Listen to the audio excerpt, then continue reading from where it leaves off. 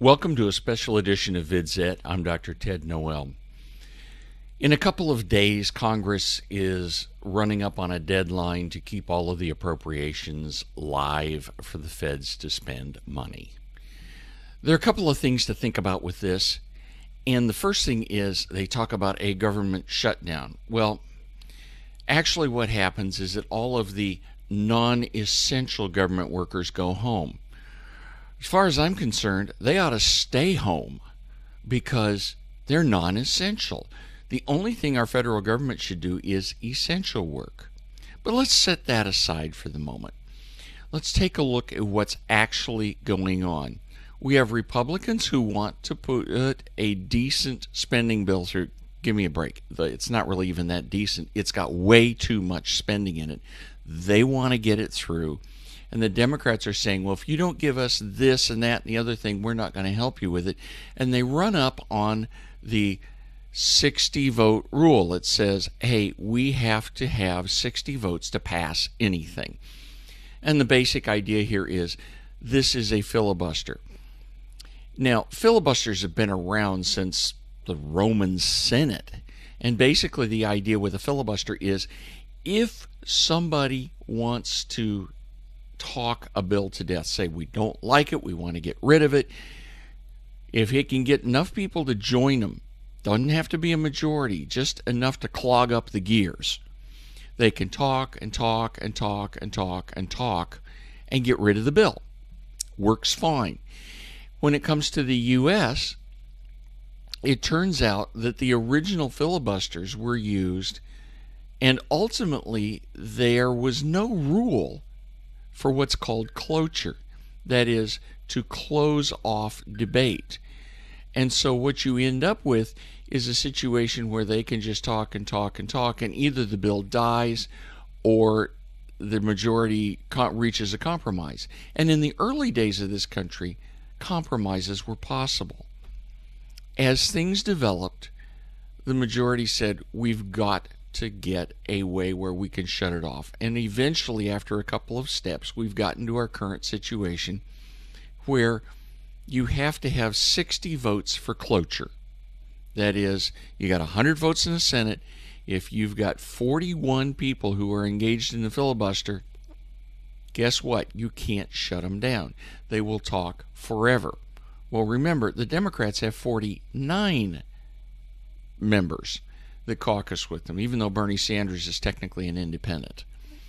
So you look at this and they go, the Democrats can just talk any bill they want to death.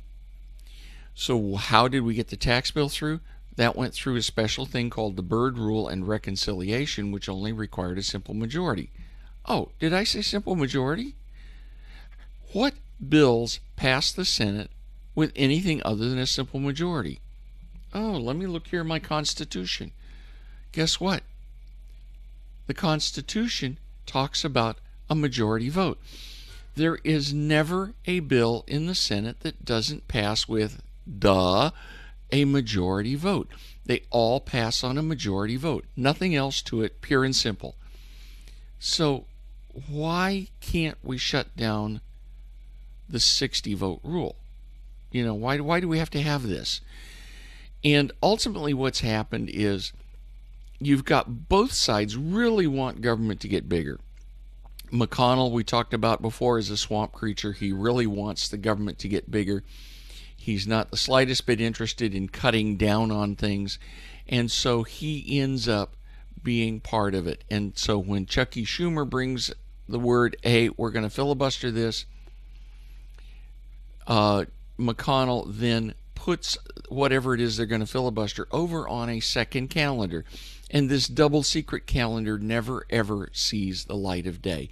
Basically, all Chuck Schumer has to do is say, filibuster, one word, all he has to say, and the Senate goes about doing something else. And you've noticed that the Senate is really effective at getting things done. So now we look at this and we say, how can we get around this? It would be so simple, and it would be so perfect. Remember that the president has tweeted it's time to get rid of the filibuster. Actually, I like the filibuster, but for a completely different reason. let us suppose that instead of putting the bill on a second calendar when it comes up to this appropriations bill, or as the news people put it, the funding bill, instead of that, suppose McConnell simply says, Chuck, here's the microphone, start talking.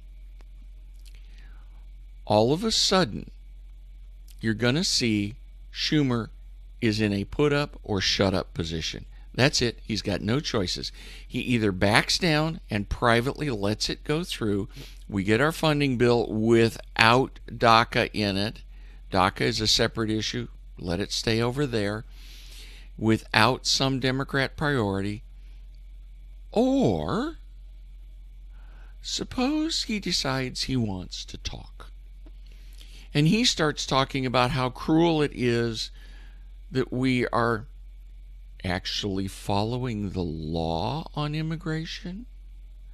Oh my goodness. What a nightmare.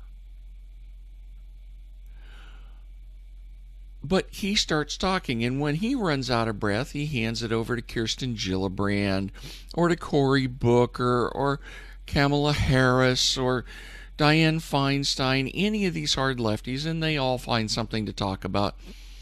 Dianne, I'm sure, could read the San Francisco telephone book, although she'd probably want the LA phone book because it's a little longer. And these people would just start talking and talking and talking, and the Senate stops. They just keep talking. But guess what? There are cameras in the Senate. Oh yes, they're called C-SPAN. So C-SPAN now continuously televises all of this talkathon while the government is sitting there with only its essential services working, and the Democrats are talking, preventing things from happening. Imagine that picture. Who is shutting down the government? It's not Donald Trump. It's not the Republicans. It's Chucky Schumer and all of his cronies who are in a fit of pique.